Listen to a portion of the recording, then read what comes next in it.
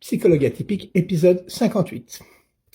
T.S. Lily dit « J'ai vécu ça, le diagnostic comme une épiphanie. Toutes les pièces du puzzle se mettaient enfin en place, mais ça ne m'empêche pas d'être en décompensation totale. » Alors, je suis un psychologue qui a reçu un diagnostic de TSA à l'âge de 59 ans.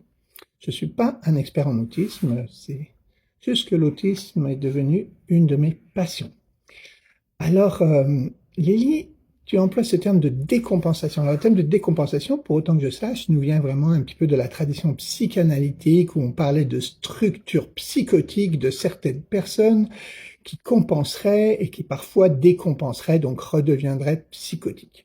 Je pense que ça s'applique absolument pas à l'autisme. Alors, évidemment, si tu es autiste, eh bien, dans un monde de neurotypiques sans reconnaître ton autisme, bien sûr, tu as fait des efforts pour compenser, pour masquer ta différence, pour fonctionner comme les autres. Donc, peut-être que le diagnostic, en tout cas ça a été mon cas, pas le diagnostic en tant que tel, mais quand je me suis reconnu comme autiste, eh bien, moi ça m'a donné le droit de moins compenser, en d'autres termes, de devenir plus extérieurement autiste. Maintenant, si une situation sociale me dérangeait, je pouvais m'éloigner. Si je savais pas comment rentrer dans une conversation de groupe, je rentrais pas et je m'éloignais. Si j'avais besoin de m'allonger pour me reposer, je le faisais. Si je voulais pas sortir et voir personne, je le faisais. Si je voulais passer 3 heures à m'occuper de ma passion, je le faisais. Et donc, je compensais moins. Mais c'est pas vraiment une décompensation au sens psychanalytique de tout d'un coup je deviens psychotique.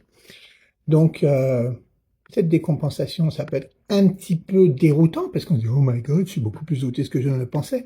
Mais c'est aussi libérant parce que c'est « Oh wow, c'est mon fonctionnement, puis je peux fonctionner à ma manière ».